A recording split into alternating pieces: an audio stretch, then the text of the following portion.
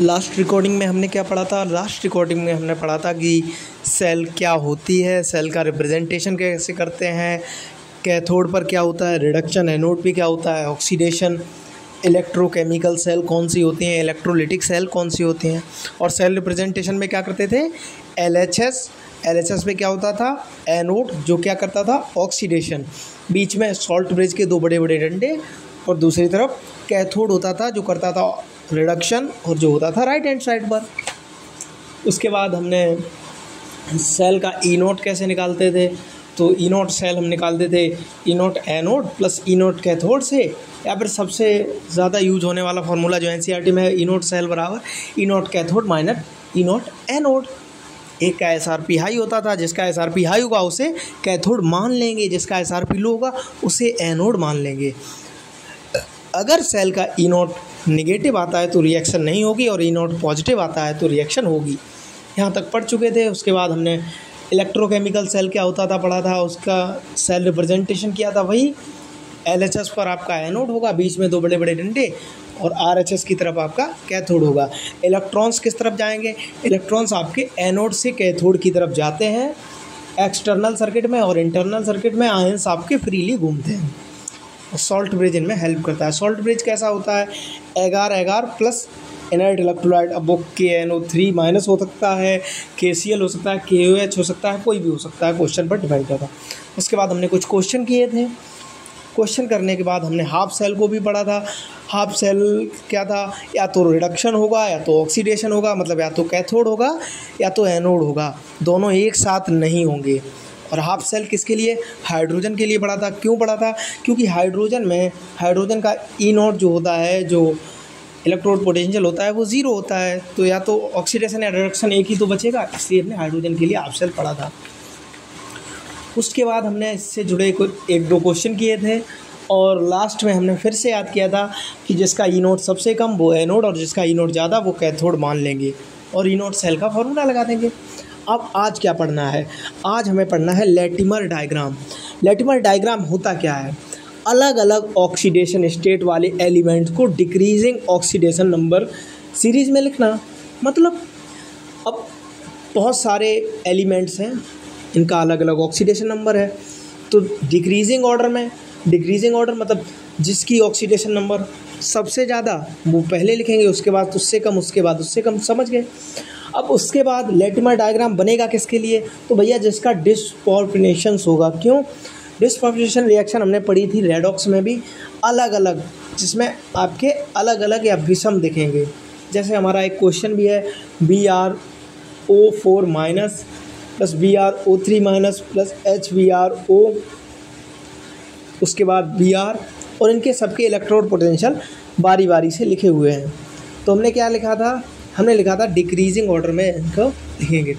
अब question solve करने के लिए क्या करना है, क्वेश्चन सॉल्व करने के लिए ये जो आपकी सीरीज़ दी गई है, इस सीरीज़ में जहाँ पर LHS कम हो और RHS ज़्यादा हो, वही वाला पॉइंट आपका डिस्पोजिशन करेगा, और यहाँ डेल्टा जी निगेटिव होगा। आप देख लो, पहले में कितना है 1.82 LHS पे, और RHS की तरफ 1.5, मतलब LHS बड़ा है, RHS छोटा है, तो ना BrO4 माइनस आंसर होगा, ना BrO3 माइनस आंसर होगा, BrO3 आंसर नहीं होगा।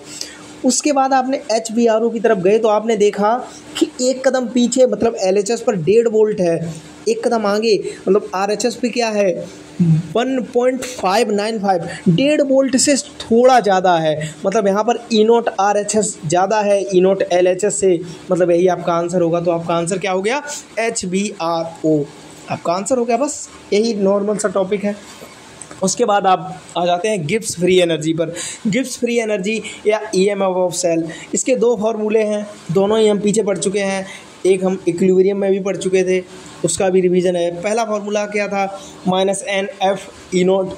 आप जानते हैं n क्या है, नंबर ऑफ इलेक्ट्रॉन, क्या कौन से इलेक्ट्रॉन, लॉस्ट और गेन वाले, और किसमें, बैलेंस्ड केमिकल सेल रिएक्शन में।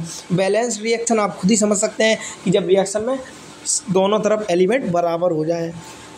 उसके बाद दूसरे फार्मूले की तरफ आते हैं, RTIN के। लास्ट चैप्टर इक्विलिब्रियम में हमने पढ़ा है, वही तो बता रहे हैं, नीचे भी उसी का रिवीजन है कि अगर केस 1 से ज़्यादा है के, तो delta G negative, reaction spontaneous होगी, और के अगर 1 से कम है कि अगर 1 से कम है तो डेल्टा जी पॉजिटिव हो जाएगा और रिएक्शन नॉन स्पॉन्टेनियस होगी। स्पॉन्टेनियस और नॉन स्पॉन्टेनियस के बारे में हमने अभी सेल्स में भी पढ़ा था, इलेक्ट्रोलिटिक और इलेक्ट्रोकेमिकल सेल में, कि कहाँ स्पॉन्टेनियस रिएक्शन होती है, कहाँ नॉन स्पॉन्टेनियस रिएक्शन होती है। रिवाइज कर लेंगे। और आई एन की वैल्यू RT दिया गया है ना, तो आई एन की वैल्यू कितनी है? आई एन की वैल्यू 2.303 लॉग बेस 10 होती है।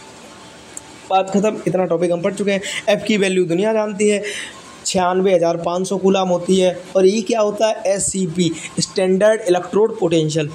तो उम्मीद है इतना टॉपिक हम समझ चुके हैं। उसके बाद क्या है? ए बटन क्वेश्चन है आपका, a button cell used in watches में एक बटन सेल यूज हुई है। चलिए रिएक्शन देख लेते हैं। रिएक्शन देख ली, इसका ई नोट कितना दिया गया है? -0.76 वोल्ट। इसका वैल्यू कम है, किससे कम है? जो आपकी नीचे दूसरी रिएक्शन दी गई है उससे कम है। देख लेते हैं दूसरी रिएक्शन क्या है। If half cell potential, zinc दिया गया है, इसमें जिंक का क्या हो रहा है? रिडक्शन हो रहा है, हमने खुद ही देख लिया। उसके बाद नीचे Ag2O और H2O को मिलाकर एक रिएक्शन दी गई है। इसका ई नोट कितना है? +34 वोल्ट। मतलब ये ज़्यादा है, प्लस -0.76 माइनस में है तो पहले से ही कम होगा, और +0.34 प्लस का है तो ये ज़्यादा होगा। भैया ज़्यादा वाले को कैथोड मान लो, कम वाले को एनोड मान लो, आंसर निकाल दो। कितना ईजी था। उसके बाद अगले क्वेश्चन में आ जाओ। अगला क्वेश्चन आपसे क्या कहता है? एक आयरन की रिएक्शन दी गई है, देख लो। इधर 3 पॉजिटिव चार्ज था आयरन का, उधर जाके 2 पॉजिटिव हो गया, मतलब आयरन का क्या हो गया? रिडक्शन हो गया। और इधर I माइनस चार्ज था, उधर जाके 0 हो गया। माइनस से 0 में गया है, मतलब आयरन का क्या हुआ है? आपके जो आयोडाइड है उसका हुआ है ऑक्सीडेशन। क्यों? क्योंकि माइनस था, प्लस में आ गया है, तो +1 आया है ना, तो यहाँ पर आपके आयोडाइड का ऑक्सीडेशन हो रहा है, आपके आयरन का रिडक्शन हो रहा है। खैर वो सब बातें छोड़ो, गिब्स फ्री एनर्जी पूछी है क्वेश्चन ने। ई नोट आपका दिया गया है 0.24 वोल्ट। एफ की वैल्यू आपको पता ही 96,500 होती है, तो निकाल लो ना। अब निकालेंगे तो भैया एन की वैल्यू क्या रखें? तो एन के लिए हमने नीचे एक आपका कॉलम बना दिया, हाउ टू फाइंड एन, मतलब नंबर ऑफ इलेक्ट्रॉन कैसे पता करें। अगर हाफ रिएक्शन है तो ऑक्सीडेशन नंबर इंटू IC कर दो। अब भाई देखो रिएक्शन कैसी है भैया, रिएक्शन ये तो फुल है, फुल रिएक्शन है, तो एन बराबर oxidation number into IC into OC कर दो, जो नीचे वाला फॉर्मूला दिया गया है। तो चेंज इन ऑक्सीडेशन नंबर किसी भी एक को मानकर निकाल लो। हमने यहाँ पर आयरन को मान लिया, अभी आगे हम इसे और अच्छे से समझेंगे। आयरन को मान लिया, तो आयरन में चेंज इन ऑक्सीडेशन नंबर क्या है? +3 से +2 तक गया है, तो एक चेंज है तो 1 लिख लिया, into IC। Inner coefficient iron का क्या है? F ही है, Fe में कोई इनर कोफिशिएंट है ही नहीं, तो नहीं है तो 1 मान लो, 1 लिख दो, या फिर नहीं है लिख दिया, लेकिन 0 मत लिखना, 1 मान लो, 1 लिख दिया। इंटू OC मतलब आउटर कोफिशिएंट, 2Fe3+2 है ना आउटर कोफिशिएंट, इधर भी देख लो 2Fe2+, तो 2 लिख दो, आपका n आ गया, n बराबर 2। बस इतना ही याद कर लो, बिल्कुल जो हम रेडॉक्स में याद भी कर चुके हैं। हाफ रिएक्शन में क्या करना है? नंबर ऑफ इलेक्ट्रॉन इन्वॉल्व पता करने के लिए ऑक्सीडेशन नंबर में चेंज इंटू IC, और कंप्लीट रिएक्शन में ऑक्सीडेशन नंबर में change into IC into OC करना है। बस कर दिया, निकाल लिया। उसके बाद हमने आंसर तो रख ही देंगे, डेल्टा G बराबर -NF ई नोट सेल को रख करके यहाँ पे आंसर आ जाएगा। उसके बाद अगला क्वेश्चन फिर है, इसमें भी गिब्स फ्री एनर्जी पूछी गई है। किसके लिए पूछी गई है? डिकम्पोजिशन के लिए पूछी गई है। किसका डिकम्पोजिशन हो रहा है? Al2O3 का डिकम्पोजिशन हो रहा है। तो देख लो भैया, देखा कि Al का क्या हो रहा है? रिडक्शन हो रहा है। ऑक्सीजन का क्या हो रहा है? ऑक्सीडेशन हो रहा है, क्योंकि माइनस से 0 तक गया है, मतलब कुछ पॉजिटिव चार्ज आया है, पॉजिटिव चार्ज आया है, मतलब पॉजिटिव चार्ज आया है, मतलब इसका हो रहा है ऑक्सीडेशन। तो Al का रिडक्शन हो रहा है, O2 का ऑक्सीडेशन, मतलब ये फुल रिएक्शन है। तो सबसे पहले इसका n निकाल लो। अरे n निकालना है तो change in oxidation number into OC into IC कर दो। कन्फ्यूज मत होना किसी भी मॉलिक्यूल के लिए। देखो हमेशा बच्चों को प्रॉब्लम होती है n निकालने में, बाकी सब कुछ फॉर्मूला क्या है? डेल्टा G बराबर -NF ई नोट, तो आप हमेशा रख कर निकाल दोगे। आप बस ये सीखो कि n कैसे निकालना है। तो हमने लिखा है, कन्फ्यूज मत होना, किसी भी मॉलिक्यूल के लिए n निकाल लो, दूसरे का भी वही होगा। मतलब आप चाहे Al को मान के निकालो, चाहे O3 को मान के निकालो, इसमें ऑक्सीजन को मान के, आपका एन वही आएगा। तो किसी भी एक को मान के निकाल लो, लेकिन हमने इसमें दिखाया है दोनों को मान के निकालने का, ताकि हम कंफ्यूज ना हो। सबसे पहले एन को मान के निकाल लो, तो चेंज इन ऑक्सीडेशन नंबर कितना है, 3 है, 3 लिख दिया। IC इनर कोएफिशिएंट Al2, नीचे 2 है ना इनर कोएफिशिएंट, तो 2 लिख दिया। आउटर कोएफिशिएंट क्या है, 2/3 है, तो 2/3 लिख दिया, 4 आ गया। उसी तरह इधर O2 से अगर हमने n निकाला तो n बराबर चेंज इन ऑक्सीडेशन नंबर कितना है, चेंज इन ऑक्सीडेशन नंबर 2 है भैया, इनटू IC इनर कोएफिशिएंट भैया O2 लिखा है, O2 तो 2 हो गया इनर कोएफिशिएंट। एक बात याद रखना, क्या बात, इनर कोएफिशिएंट हमेशा किस में लिखना है, प्रोडक्ट वाले में लिखना है। प्रोडक्ट क्या बन रहा है उसके रिस्पेक्ट में आप लिख सकते हो इनर कोएफिशिएंट। तो आप प्रोडक्ट रिएक्टेंट किसी को भी मान के लिख सकते हो। यहाँ पर O2 के लिए हमने प्रोडक्ट वाला मान लिया था, वैसे हम O3 मान के भी निकाल सकते थे। चेंज इन ऑक्सीडेशन नंबर कितना हो जाता, 2 ही हो जाता। और इधर O3 का आउटर कोएफिशिएंट क्या था, 2/3 था, 2/3 लिख लेते। इनर कोएफिशिएंट 3 था, 3 से 3 कट जाता, 2 दूनी 4 आ जाता। फिर भी तो मतलब किसी भी मॉलिक्यूल को कहीं से भी मान के आप निकाल सकते हो। एन निकाल लिया, उसके बाद क्या, डेल्टा G0 तो वही फॉर्मूले में रख दो, आंसर आ जाएगा। E0 की वैल्यू दी गई है, n आपने 4 निकाल लिया है। डेल्टा G0 की वैल्यू दी गई है, आपसे E0 पूछा गया है, तो E0 पूछा गया है तो डेल्टा G0 की वैल्यू रख दो, n की वैल्यू रख दो, f की रख दो, E0 अपने आप आ जाएगा। उसके बाद nature of curve of E0 cell versus log Kc क्या है, कंसंट्रेशन। इसको लिखते कैसे थे, प्रोडक्ट ऊपर, नीचे रिएक्टेंट, और raise to power their stoichiometric coefficient दोनों की। तो यहाँ पर क्या है, यहाँ पर देख लो स्ट्रेट लाइन ग्राफ आता है, बात खत्म। अगले पेज में आ जाते हैं, salt bridge and its function. अब भाई हमने कहा कि सॉल्ट ब्रिज और उसके फंक्शंस क्या हैं। अभी हम सॉल्ट ब्रिज को इतना तो पढ़ चुके थे कि सॉल्ट ब्रिज में एगार जेल होता है और इनर्ट इलेक्ट्रोलाइट होता है। उसके बाद 2-3 छोटी छोटी बातें और देख लेते हैं कि complete the circuit to get continuous supply of current. जो आपका सॉल्ट ब्रिज होता है वो पूरे सर्किट में कंटिन्यूअसली करंट पहुंचाता रहता है। पूरे सर्किट में, कंप्लीट द सर्किट, पूरे सर्किट तक कंटिन्यूअसली करंट पहुंचाता रहता है। ये क्या है, ब्रिज मतलब एक रास्ता जैसा है, करंट इधर भी आएगा उधर भी जाएगा, किसकी मदद से, सॉल्ट ब्रिज। ब्रिज मतलब रास्ता, और रास्ते से करंट इधर उधर हर जगह जाएगा। जैसे इंसान अपने, ब्रिज मतलब पुल या रास्ता, तो पुल से अगर इंसान जाता है तो इस तरफ भी जाता है उस तरफ भी जाता है, वैसे ही करंट भी पूरे सर्किट में घूमेगा, किससे, इस ब्रिज की सहायता से, इस पुल की सहायता से, या इस रास्ते की सहायता से। उसके बाद remove changes by movement of ions. ये क्या करता है सॉल्ट ब्रिज, चेंजेस को रिमूव करता है। जैसे चेंज, अगर कोई चेंज होगा, सेल्स में लगातार चेंज होते रहेंगे तो सेल्स के अच्छे से काम कर पाएगी नहीं।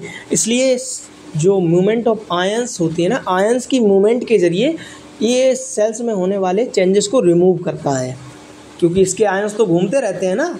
करंट किसका होता है, आयंस का ही तो होता है, आयंस पे ही तो चार्ज होता है। तो जब आयंस घूमेंगे तो वही बोल रहा है कि मूवमेंट ऑफ आयंस की मूवमेंट से ये जो चार्ज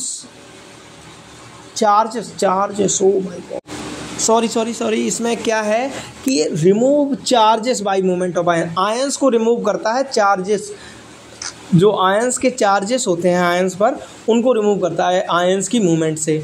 ये तो हम समझ सकते हैं भाई, ऑक्सीडेशन रिडक्शन होता है उसमें हेल्प करता है। उसके बाद केसीएल भी एक तरीके का क्या है, सॉल्ट ब्रिज में काम करता है। क्या है ये, लेकिन है ये इलेक्ट्रोलाइट ही तो सॉल्ट ब्रिज में होते हैं। ये इनर इलेक्ट्रोलाइट है। Both cation and anion should have same ionic. अरे जितने भी कैटायन एंड आयन जो आपके सॉल्ट ब्रिज के इलेक्ट्रोलाइट के होते हैं, इनकी आयनिक वेलोसिटी, मोबिलिटी, ये सब कुछ सेम होती है और ट्रांसपोर्ट नंबर भी सेम होता है। उसके बाद removes LJP, liquid junction potential. ये लिक्विड जंक्शन पोटेंशियल को रिमूव करता है। छोटी छोटी बातें हम खुद भी पढ़ के समझ सकते हैं। उसके बाद effect on external EMF of cell. एक सेल में देखो, हमने यहाँ पर एक सेल बनाई है, इसमें सेल का ये बोल्ट है B, लेकिन अगर external EMF, external voltmeter cell से जोड़ दिया, एक्सटर्नल वोल्ट मीटर सेल से जोड़ दिया, तब क्या होगा बताते हैं। तब क्या होगा, तो जो ई सेल होगा ना और ई एक्सटर्नल होगा, अगर ई सेल ई एक्सटर्नल से ज़्यादा है तो क्या होगा, सेल इलेक्ट्रोकेमिकल सेल की तरह काम करेगा। जिंक एनोड पर होगा ऑक्सीडेशन होगा, Cu कैथोड पर होगा रिडक्शन होगा। अगर ई सेल ई एक्सटर्नल के बराबर है तो सेल रिएक्शन नहीं होगी, क्योंकि करंट जाएगा जीरो, आई मतलब करंट बराबर जीरो। और अगर ई सेल कम है और ई एक्सटर्नल ज़्यादा है, ई सेल कम है और ई एक्सटर्नल ज़्यादा है, तो सेल कैसे काम करेगा? इलेक्ट्रोलिटिक सेल की तरह काम करेगा। एनोड पर पहुंच जाएगा आपका कॉपर और जिंक पहुंच जाएगा कैथोड पर, बात खत्म। और एनोड पर ऑक्सीडेशन, कैथोड पर रिडक्शन, वही बात। ये थ्योरेटिकल पॉइंट है, इसे हमें रट लेना है अच्छे से। An electrochemical cell can behave like an electrolytic cell. हाँ भैया, इलेक्ट्रोकेमिकल सेल इलेक्ट्रोलिटिक सेल की तरह काम कर सकती है। अभी हमने पढ़ा था, क्या पढ़ा था? जब ई एक्सटर्नल ज़्यादा होगा ई सेल से। उसके बाद आपका एक असर्शन रीजन है। असर्शन रीजन क्या है? फॉर